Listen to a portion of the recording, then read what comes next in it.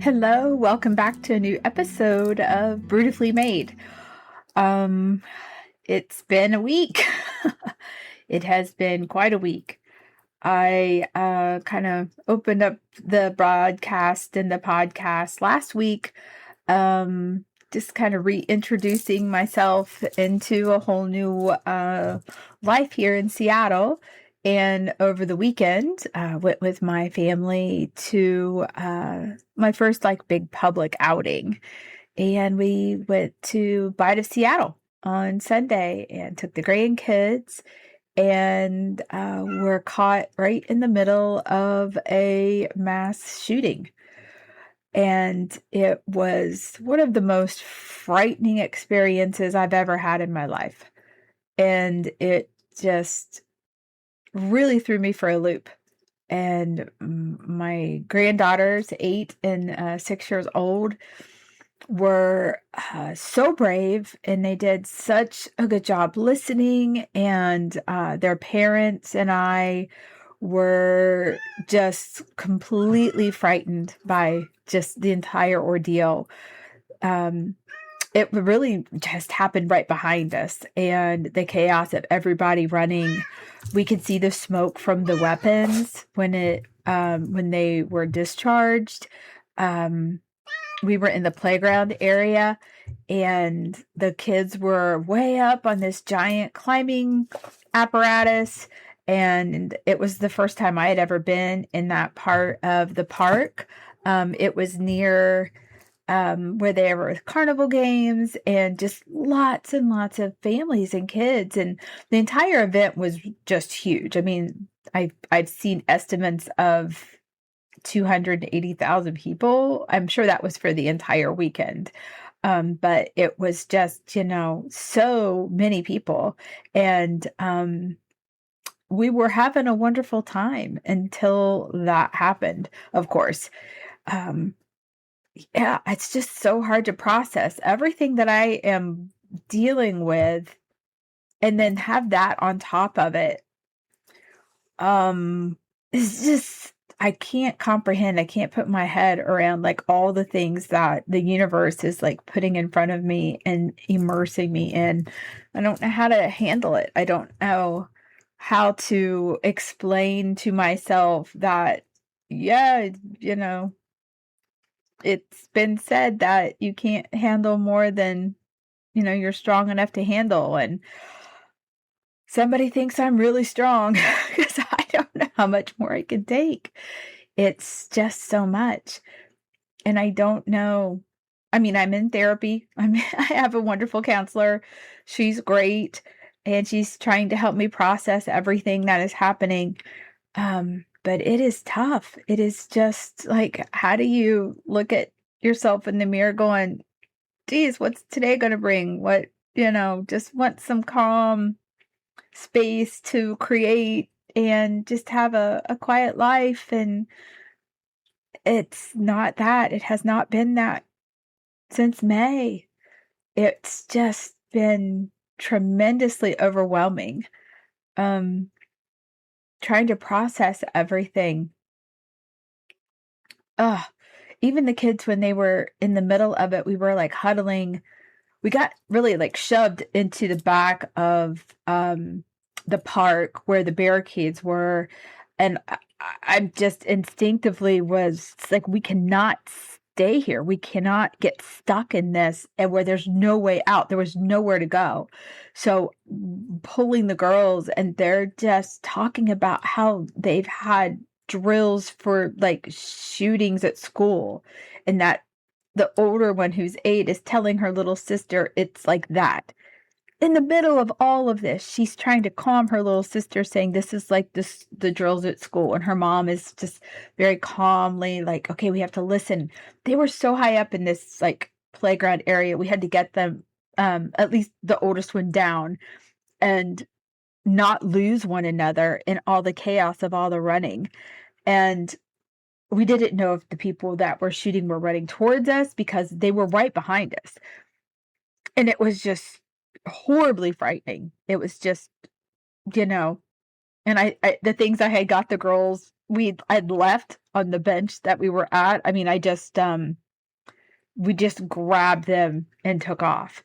And watching them stay so calm and listening to us, like, we have to run, we have to go, we have to like get out of the park. And there was just so many people, and not wanting them to fall and not wanting them to get trampled on, and just, the three of us, the three adults, trying to stay calm but just wanting to protect them. It was just incredibly overwhelming, incredibly scary. And I couldn't get past the fact, like, how is this happening to me after all the stuff I have been through? Now this layer. And I don't want that to sound selfish. I don't want that. It was not about me at all. This was about the public and these, poor souls who lost their lives, and a child was hurt, and it was just horrendous. But in that moment, not knowing any of this, I'm just sitting huddled going, another thing, another heavy, unbelievable, this was not on my bingo card for 2026 to happen to me thing. And I just couldn't understand, like, how much more do I have to deal with? It's just so hard to wrap my head around, to understand, and I'm trying to understand all the losses that I've had and how I'm supposed to deal with it all. And how I thought I was being so proactive in trying to get help for my husband and the VA, and trying to get them to help him to where he felt comfortable in getting help, and then losing him. And now in the process of moving and discovering things about him I didn't know was going on, and not understanding who this person was in my life. And now trying to deal with that, and trying to deal with the loss of my friends, my community, my business, my art, everything that I had security in, losing my home, losing everything that you can think of that secured you, that made you feel safe. All of that is gone. And trying to find out what I needed to help me, I guess, heal. And talking to my daughters and deciding that coming to where they lived and trying to like restart was the best idea. And making that move, and then realizing I had to lose my pets because I couldn't bring them with me. The majority of them. I could only bring one dog and one cat. And they were a comfort to me, and it was super hard. I was able to rehome the ones that I needed to rehome with people that I knew, which was really important to me, and I appreciate them beyond measure taking those animals. But it still is really hard. And every decision that I've had to make, losing like everything that I had, majority of stuff that I had for like 26 years in Ohio, is gone. And they were just things, but there were memories, and there were things that, helped define who I was and the life that I had. And there were things that were my kids and the memories and stuff. And the way that I did art, and how I created, and how I was always so positive, and how everything was bright, that's really hard to get back to right now. I'm creating now, and I'm working because I have to make money. I have to have an income, but I'm also wanting to help my daughter with the kids. And so I'm trying to balance that. I'm trying desperately to get the VA to understand how all of this was, his PTSD, and he had tried for a long time to get help.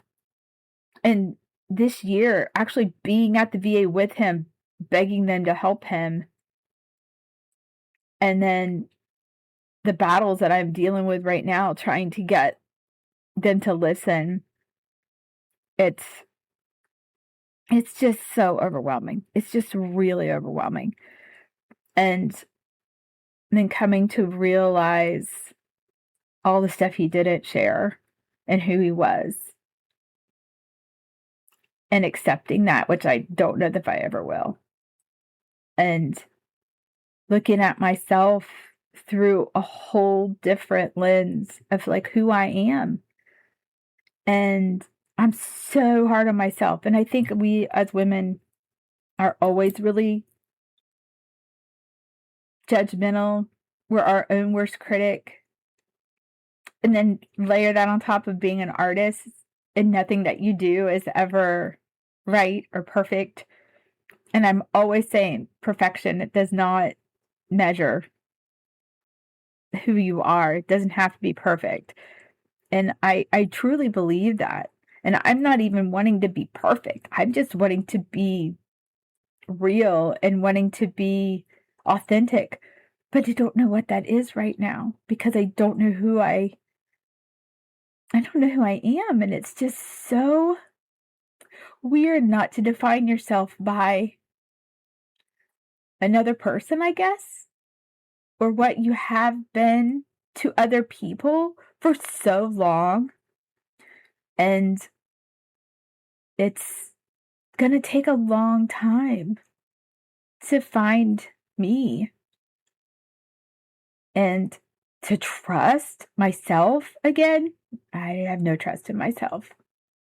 I feel like I have made like terrible, terrible decisions in light of the things that I'm learning. And I'm just trying to find a way to breathe every day. And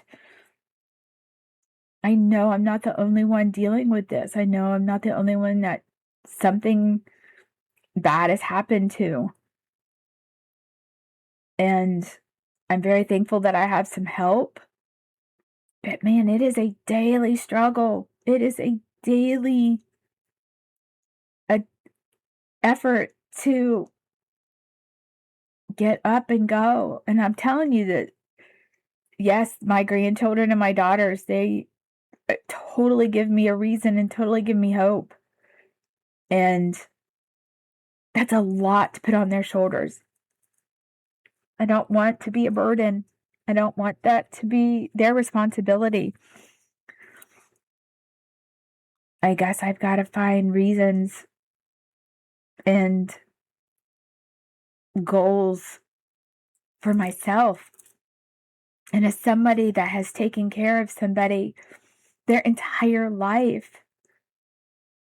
now just has to concentrate on themselves. That is so weird. That is so hard to do. So I'm trying. My therapist told me to make a list of things that I wanted to do. I'm like staring at this blank page. I don't know. I got a library card. I went to the library. I signed up for a class. I'm reaching out to other artists here in the community to just like meet up with them. I sat at a coffee shop yesterday and was having coffee and reading a book that I checked out from the library, and got invited to a block party. I'm like, maybe I should go. I don't know. It's so strange to have the ability to just do whatever you want and not know what to do. I don't know what to choose. I don't know what direction to go. It's so weird. It's starting over at 56 years old. I don't know how to handle it. I don't know what to do. So this little artist is a little lost right now. And I got to find a new direction. And I'm grateful for everyone that's still continuing to support my business. That's a little overwhelming. I'm like, man, this is doing well, and I don't want the other shoe to drop.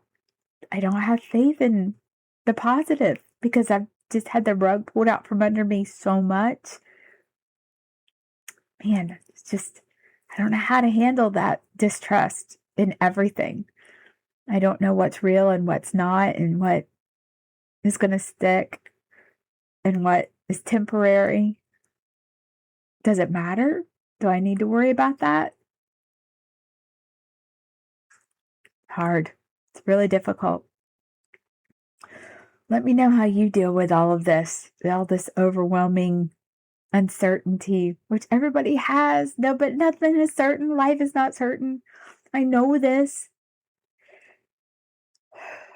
But yeah, this is me getting through another week. This is me trying to make it all work. Trying to find some people to play mahjong with. Trying not to overwhelm my kids. Trying to be a good grandma. Trying to be a good person. Trying to love life again. I guess that's what I want.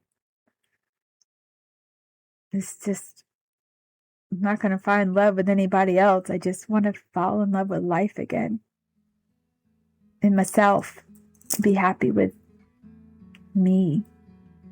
So, we'll see how long that takes, if ever. But I'm going to be sharing that exploration because all I have is you guys to talk to right now. But yeah. So here's to creating through grief, see how it looks, and finding that light again, and sharing what motivates you. Share with me what motivates you, what makes you happy, what gets you through the dark times. It'll help me. So take care. Have a great, calm, creative week. Stay beautifully made. I will talk to you next time. Bye.